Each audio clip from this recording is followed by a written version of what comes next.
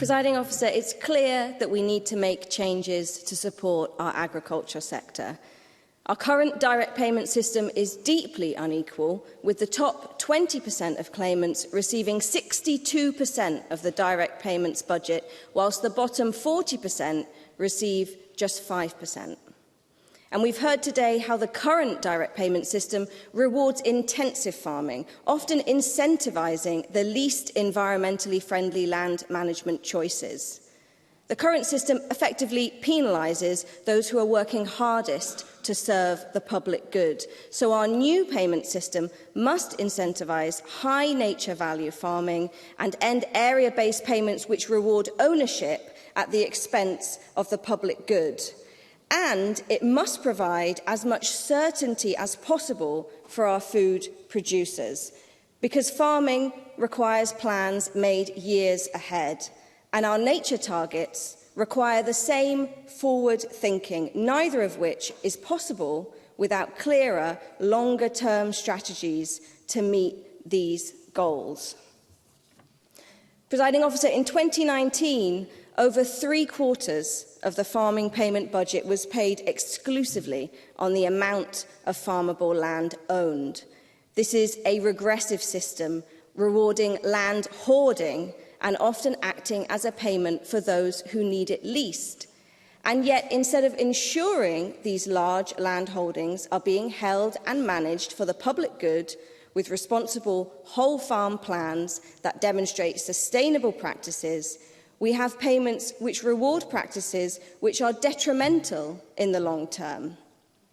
So we need our agricultural strategies to encompass the principles of land justice, diversifying our land ownership and tenancy patterns, and allowing more people to live and work on our land. Because, Presiding Officer, the barrier for entry into agriculture is currently too high for too many, and land monopolies can only lead to agricultural production monopolies, which harm us all. Just last week, we spoke in this chamber about food insecurity, and not just as a nation, but as individuals, with more people than ever forced to rely on food banks. But we can't begin to tackle long-term food security without a system which recognises the natural symbiosis between sustainable farming and nature management. We know that extreme weather costs farmers, and by extension, the public, hundreds of millions of pounds each year. And farmers are often the first to be affected by the loss of soil quality and water scarcity, which then go on to affect us all. So the empty shelves we see in supermarkets are not just food we can't buy, they show us the food our farmers can't supply under our current system.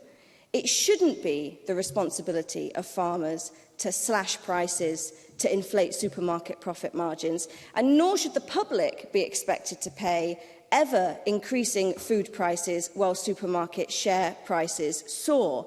Both farmers and consumers need a fairer approach to pricing and distribution.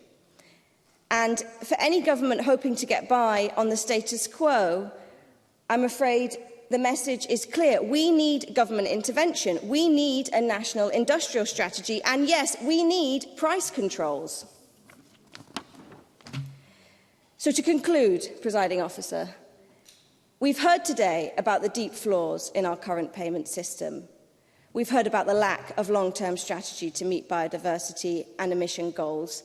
And we've heard of the regressive rewards for concentrated patterns of land ownership. But despite these challenges, we know that many farmers and crofters are going above and beyond to meet environmental targets and provide our food. And we know the public are more interested than ever before in eating local to support our producers and protect our planet. So let's use the power of this Parliament to support local and nutritious food production, to support fair pay for workers, fair prices for consumers, and a universal right to food for us all.